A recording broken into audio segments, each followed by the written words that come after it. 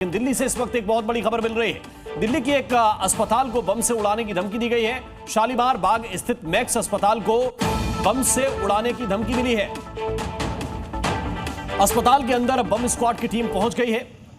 Police समेत कई टीमें अस्पताल की जांच में इस वक्त जुटी हुई हैं और पिछले कुछ दिनों में लगातार ऐसी धमकियों का सिलसिला बढ़ गया है। हालांकि अब तक जो धमकियां मिली हैं वो अफवाह ही निकली हैं, लेकिन इन्हें हल्के में नहीं लिया जा सकता और इसीलिए जी मीडिया संवाददाता प्रमोद शर्मा इस वक्त ग्राउंड जीरो पर है। सीधे उनकी तरफ चलते हैं। प्रमोद, जरा बताइए इस वक्त अस्पताल में क्या चल रहा है?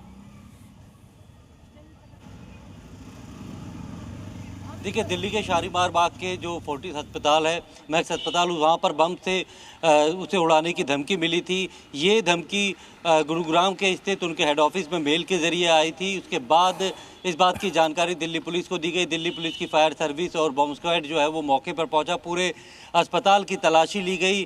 तमाम जो लोग थे उन्हें बाहर निकालकर चप्पे चप्पे की तलाशी ली गई और जिसके बाद इस मेल को हॉक्स कॉल डिक्लेयर किया गया था। और उससे पहले बाकायदा दिल्ली के ताज पैलेस होटल को भी उड़ाने की एक धमकी मिली थी। वहाँ पर भी तमाम जो एजेंसीज़ हैं उन्होंने अपनी ड्राइव को चलाया और पूरे होटल की तलाशी ली, तो वहाँ पर भी कुछ नहीं मिला। तो आज पूरे दिन भर जो है जिस होटल और साथ में अस्पताल, इन दोनों को उड़ाने के जो मेल आए थे उसकी जांच अब दिल्ली पुलिस कर रही है। इसके लिए इसमें बाकायदा आप लगातार नजर बनाए रखिए। प्रमोद, आपका बहुत बहुत शुक्रिया। जेन ज़ी के आंदोलन के बाद नेपाल को नया मुखिया मिल गया है। सुशीला कार्की ने कल अंतरिम प्रधानमंत्री के तौर पर शपथ ले ली और आज सबसे पहले सुशीला कार्की काठमांडू के सिविल अस्पताल पहुंची, जहां पर उन्होंने आंदोलन में घायल हुए प्रदर्शनकारियों से मुलाकात की और उनका हालचाल भी जाना। नेपाल में अब हालात धीरे धीरे सामान्य हो रहे हैं, लेकिन जेन ज़ी क्रांति के बाद प्रधानमंत्री बनी सुशीला कार्की के सामने चुनौतियों का पहाड़ खड़ा है।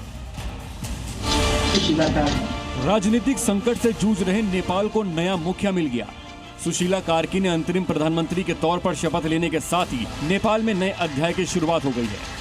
नेपाल की पहली महिला पीएम बनी सुशीला कार्की ने शुक्रवार शाम को अकेले ही शपथ ली थी, लेकिन सूत्रों के मुताबिक अब खबर है कि कल 2 मंत्री शपथ ले सकते हैं ताकि आम चुनाव से पहले सरकार के कामकाज को बेहतर ढंग से चलाया जा सके। वहीं जेन ज़ी सरकार में शामिल नहीं हुई है, जो बाहर से ही पीएम सुशीला के कामकाज की निगरानी की बात कर रही है। वहीं ये कोशिश भी होगी कि अगले 6 महीने में आम चुनाव करा दिए जाएं। वहीं हालात अब धीरे धीरे सामान्य होते दिख रहे हैं। काठमांडू से कर्फ्यू हटा दिया गया है, सड़कों पर फिर से चहल पहल दिखने लगी है। मैं इस वक्त काठमांडू एयरपोर्ट के साथ साथ चल रहा हूं।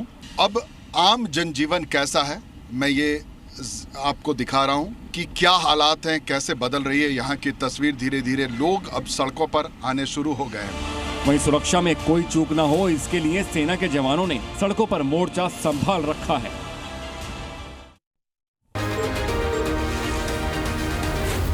Zee News.